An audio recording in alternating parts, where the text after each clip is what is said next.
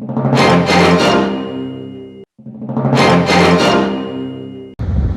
what's up, Smith Nation? It's Thursday. It's time for the newscast, and we have a giant lineup for you this week. So without further ado, let's get the show on the road. Hello, Smith Nation. It's Eric Nelson again. Hey, I'm here with Dominique to ask him a very important question.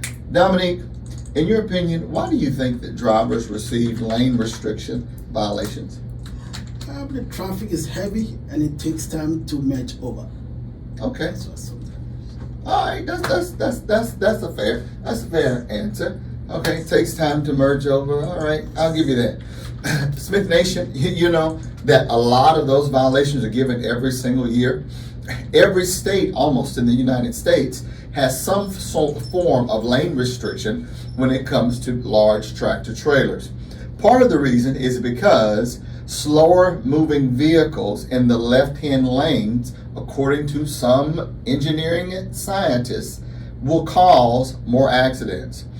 The other reason is because the changing of lanes increase the probability of accidents. So states do their best to really restrict that. We know that that's almost an unfair practice to tractor trailers. As Dominique has just said, when we have to merge over to the left because there's a disabled vehicle on the shoulder of the road or because of construction, it's often a very difficult thing to get back over. I mean, when you got a 27-foot truck attached to a 53-foot trailer, it's not easy getting back over. However, in Dominique's case, often right before you get back over, there'll often be an officer right there waiting on you, and it will result in a lane restriction violation. That's 9 points on your CSA score. 9 points for that one violation. Let me tell you, there are some things that you can do to reduce the probability of you receiving a lane restriction violation. Let me just give them to you. First of all, make sure that you're keeping your eyes far enough ahead. There'll often be hazards on the side of the road, the shoulder, in the middle of the roadway. Get over as soon as you can to the left lane if you need to pass, and then get back over as soon as you possibly can. When you know ahead of time, then you can make better preparation to make that maneuver. The second thing is when you are making your trip planning, make sure that the right lane or the center lane becomes your best friend. Stay there as much as possible. If you don't have to get over in the left lane, don't do it. I know sometimes it's tempting because the traffic is moving slower.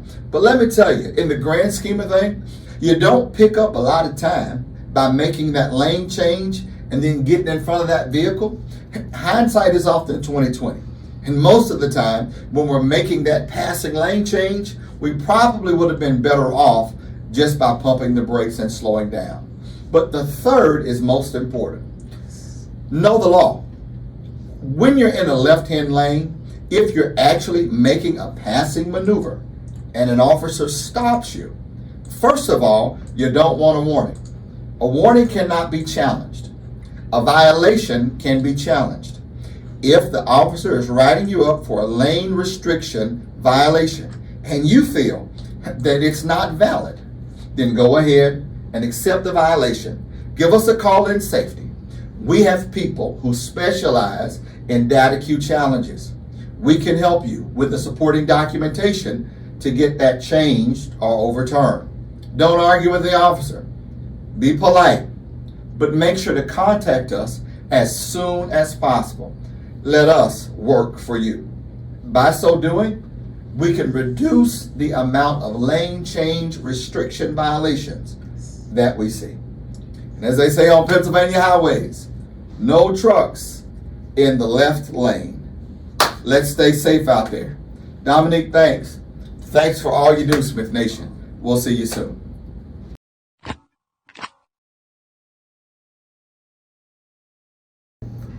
Happy Thursday, Smith Nation. It's Gak with the Smithversaries.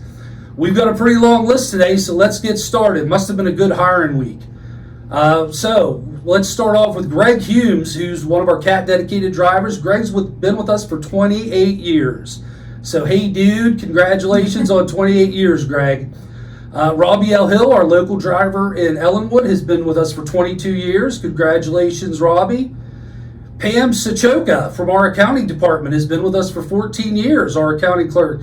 Congratulations, Pam. We have Kevin Snyder, an OTR driver from Missouri. Kevin's been with us for 13 years. Kevin's helped me out many times, so congratulations, Kevin. We also have Greg Pence, an OTR driver for 11 years. He does a great job working with Mark Weldon down in Ellenwood, so congratulations, Greg. Timothy Shropshire from our Pactive account has 7 years with Smith Transport. Gary Ernst, our VP of Recruiting, 6 years with Smith Transport. Edward Elliott, one of the OTR drivers, been with us for 5 years. Eddie's going through some issues, so we wish Eddie the best, but congratulations on 5 years. Janelle Grapes has been with us for 4 years, so congratulations, Janelle. Janelle's our woman in trucking representative and proudly drives Lulu Bell, so congratulations, Janelle. We have 2 drivers with 3 years, Richard Shepard from our Walmart Dedicated and Lawrence Neese from our Well Services, so congratulations to them. We have several drivers with 2 years. Kenneth Merritts from our Walmart Dedicated, Calvin Hawkins, one of our repairmen, and Shannon Gore, shop assistant. Congratulations on 2 years. And finally, we have 3 people with 1 year at Smith Transport. We have Russell Deisman, our OTR driver, Joshua Edmondson for 1 year, and Jody Clark, another OTR driver. So congratulations to all our Smithversaries, and remember, safety starts with me.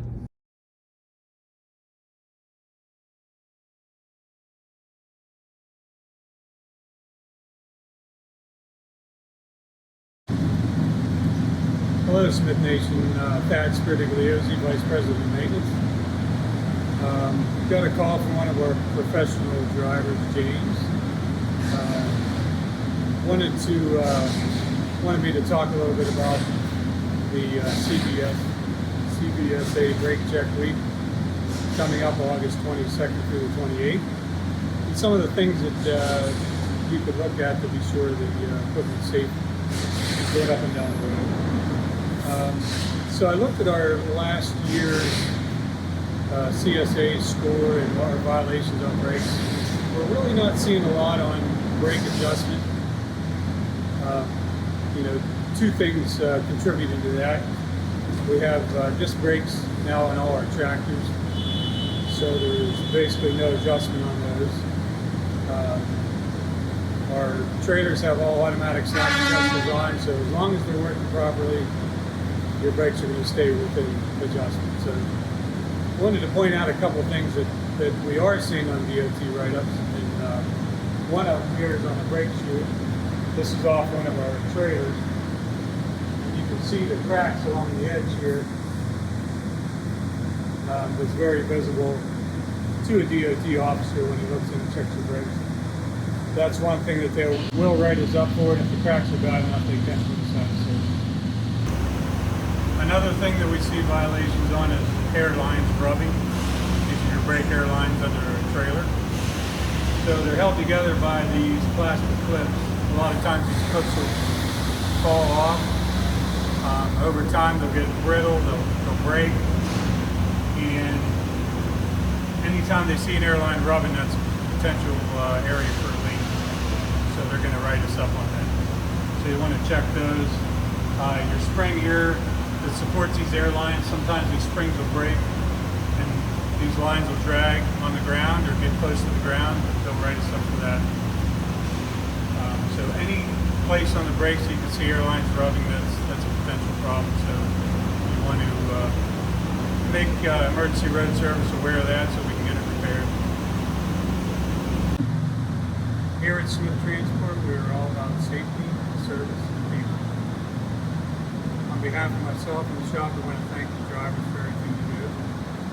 If you have any questions on anything maintenance related, please don't hesitate to call. Reach out to somebody in the shop, whether it be a shop foreman, emergency road service, myself. We'd be glad to answer any questions you might have. Hey guys, welcome back. Sugar and Spice, Julianne. Jen. What? Hey, Okay. see you again. Right? Yeah. Alrighty, so shout outs going to all of the drivers that help recruiting, because we are an insane crazy group up there. It's like an angry hornet nest. It's off the charts today, this week, just in general. But lots of drivers help us answer questions. I mean, we get hundreds of questions a day. We have 3 separate Facebook pages. You know, Smith Maine, we have a recruiting page, Well Services. But thank you to all the drivers, including but not limited to David Smith, Tim Laporte, Andy Kirk, Skylar Alexander, and other drivers like Mike Fields and Craig Grubb. Just a little note, David Smith, he doesn't work here anymore, but he's still helping us out. So go you. Thank you very much for helping us. That's right. We have a lot of false information posted on some of our social media. So big thank you to those drivers for trying to help us just answer some of the questions for new drivers coming in. We also have a Smith Transport Drivers Lounge that new drivers can go into, and this is specifically just for drivers. So this is a good tool to go to and a good reference if you have any types of questions, anything that you don't maybe, in other words, would feel embarrassed to ask. This is a great place to go post your question. For example, we have a Carlstadt, New Jersey drop lot. It's very difficult. They have a lot of rules. So one of the drivers had posted on there, like, how do you get into this place? Somebody else actually took a screenshot, posted it, explaining how to get into this drop lot. So exactly what this was created for. And also a big shout out to Craig Grubb. He moderates this Smith Transport Drivers Lounge page. So thank you, Craig, and thank you all the other drivers for supporting it. Everything you do. Yes, Thanks, guys. thank you.